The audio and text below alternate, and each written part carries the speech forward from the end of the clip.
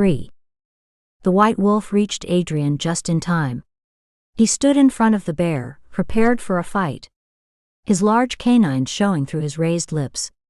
His body 5 feet tall on all fours, his hair rising on his back, but his fighting stance not enough to deter the ferocious female bear from her prey. Hungry, and trying to get to the river to hunt fish, the bear would eat what she could. Because Adrianne was there, she was potential food. He knew the danger of a bear getting ready to hibernate, and he prepared himself for the onslaught. He needed to protect Adrianne at the risk of his life. The bear lunged at him and tore into his leg and already wounded arm, but Wilder's strong mouth and teeth ripped the bear's leg and it backed off, heading back into the forest. With blood oozing from Wilder's legs, he hobbled in the direction of the cave, carrying Adrianne. He had shifted and lifted Adrianne from the cold snow and into his arms. She had fainted earlier when she saw the bear attack Wilder. His powerful muscular arms was holding her near his chest when she opened her eyes. "Who are you?" she asked, but she never heard the reply as her eyes closed again. He wanted a family of his own, but never found a female werewolf compatible to him. She had to accept his brothers, and the female would have to be fertile. Most females were sterile, and to have a strong pack, it was imperative that any female he chose would have to bear all their pups, because as triplets, and all alpha wolves, they were inseparable. He and his brothers had made a pact, and swore to their father that they would stay together, and they controlled the territory they had inherited equally from their father, and none were willing to destroy that or push the others out. His brothers agreed that whomever he selected, they would accept and mate with her, because they trusted his decision as the head alpha. And if for some reason he died, the next in line would take her and marry her. As he headed for the cave with blood dripping from his wounds, he thought that might come sooner rather than later.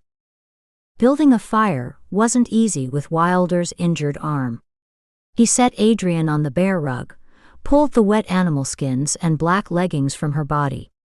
She shivered from the cold as he managed to get the fire going. It had been uncomfortable and a difficult transformation into human form just to carry her in his injured arms. He was tired, and so he lay beside her, holding her in his comforting, large, muscular arms. Although conscious again now, she didn't want to open her eyes, so she lay there. Being with this female is taxing, he thought. Never had he been in so much danger, nor had to make so many changes to human form. Usually on his working ranch, he and his brothers would spend their time as humans, entertaining and being entertained, but when the moon was full, he would assume the appearance of a wolf to hunt and maintain their survival skills. He enjoyed his time alone hunting and wandering through the western states, visiting packs and hearing their grievances. He and his brothers controlled a large territory in several states, Nevada, Oregon, Washington, and Wyoming, and his small pack in Alaska. Returning from Oregon to his ranch in Nevada, he decided to hunt for game to replenish the food at the cave for the winter, but an early snowfall had prevented him from catching the swift buck in front of him, as well as the unexpected accident that brought Adrianne into his life and to his cave. Seeing the shaking Adrianne, he made a change once more to his wolf form, as he lay beside her to keep her warm, preventing her from freezing. His thick fur would protect her from frostbite. Adrianne stirred, and all she saw was the large white wolf sleeping near her. She screamed, and when she did, Wilder's body began to change. He tried to stop it, but it was impossible at this stage of his transformation. His natural animal instinct had taken over, and he began to transform into the human, but eventually he managed to resist and reverted to his wolf. He stood on all fours, and the scream from Adrianne heightened. The sound echoed around the cave, causing his large ears to ring. Surprisingly, her scream didn't affect him as much as the howl of the females of his pack.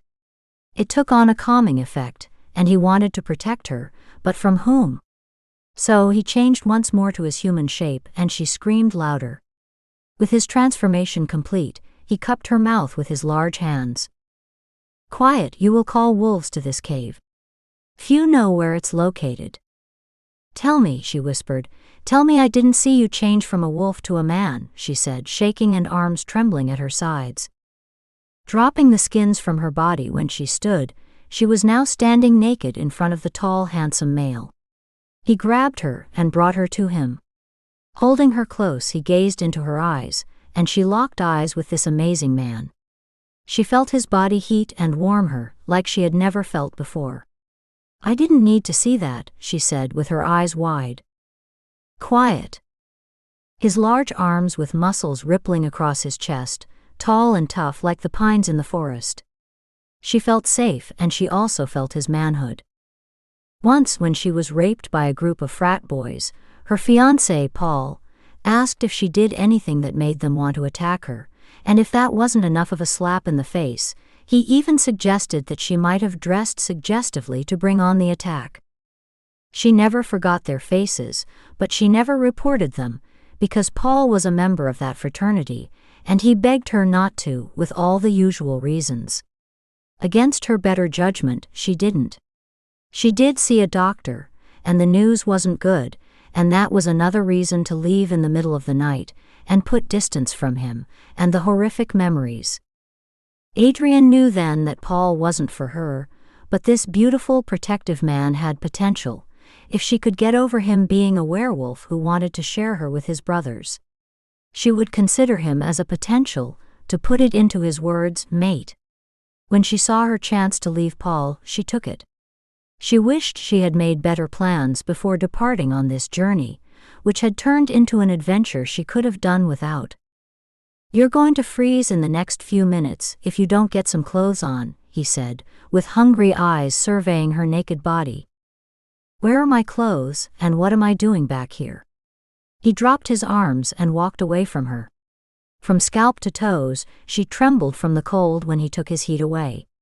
She pulled a fur poncho over her head. It had been sitting on a large tree stump used as a table. There are boots over there. I made them, he said to Adrianne. She glanced to where he pointed. She took a few steps and picked them up, then she sat on the rug and tried to pull them over her feet, and her naked crotch became exposed. She watched his manhood increase in size.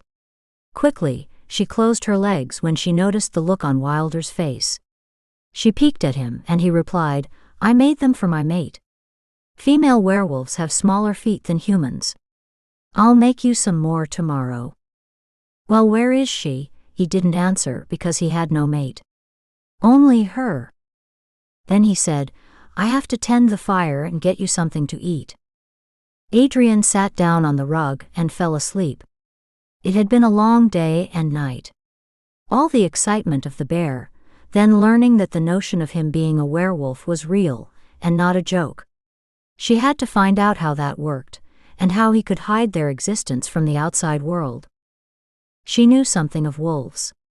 She knew that they had been hunted almost to extinction. There were small numbers now inhabiting a few states in the U.S., and only a few left in Alaska and Russia, but how did they evolve into these creatures, sometimes human and sometimes wolves? He returned, carrying a piece of smoked wild duck. We're running out of food. If my brothers don't make it back because of the heavy snow, I'll have to go hunting. Her eyes opened when she smelled the food, and she sat up and said as she yawned, How can you hunt with that wound? So you care about me? Yes, she cared, but she didn't want him to know. I just know that if you're hurt, then you'll try something stupid and get killed, and I'll be alone here and starve before you get back, she said. He turned, eyes narrow and dark, and he gave out a growl which made her jump. I'm just kidding, but you ate all that food, not me, she reminded him. I can last longer than you without food. I can go without food for 2 or 3 weeks, can you? I'm not doing this for me, it's for you, he said, his eyes now soft and clear. Adrianne forced a smile.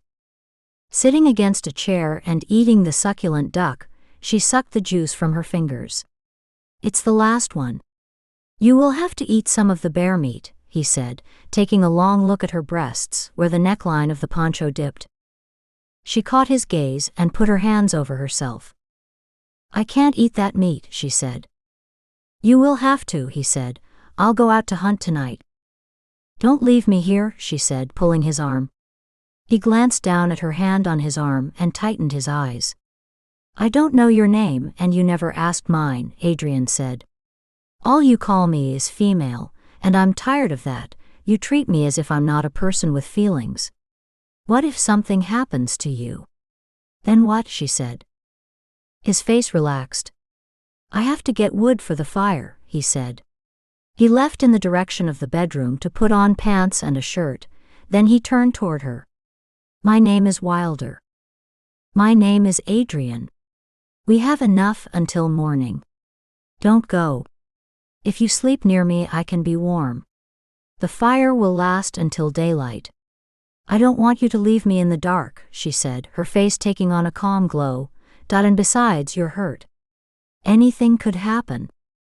After eating and convincing Wilder not to leave her alone, Adrianne propped herself up to read, and hopefully to sleep before she was needlessly awoken again.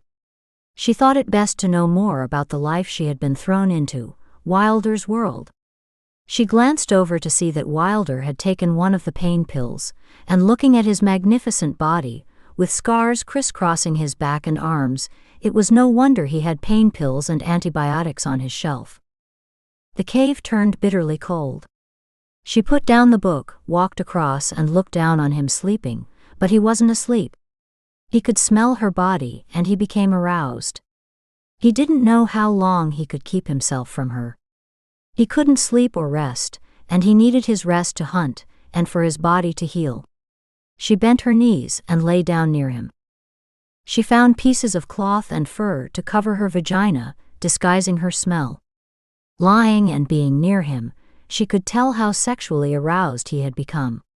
She felt the same, but she could control hers.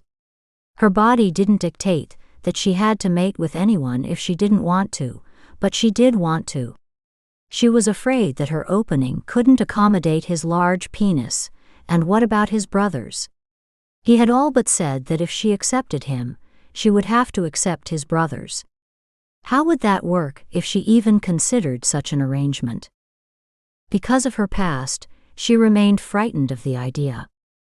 Looking over at him, she inched under his large arms, and as if he knew she would be close, he raised his massive muscled arm and she lay under it. Feeling the surge of heat from his body surround her, and the sensation of lying near him with her butt next to his large cock, she began to squirm around, trying to get comfortable without waking him. His firm biceps were like rocks that held her in place, and she couldn't move if she wanted to. Yet she felt safe in his arms. She couldn't imagine being any other place. He moved closer, leaving no room between them, no room for rejection, no room to deny him what he needed, and what she knew was inevitable. Wilder let out a soft moan, as he nuzzled his nose in Adrianne's hair, sliding it down the softness of her neck.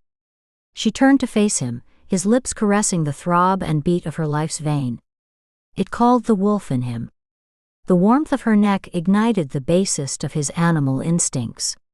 Feeling her heartbeat, he moved down her body, and with his hand he placed her breast in his mouth, then sucked her hard nipple and fell into the rhythm of her body.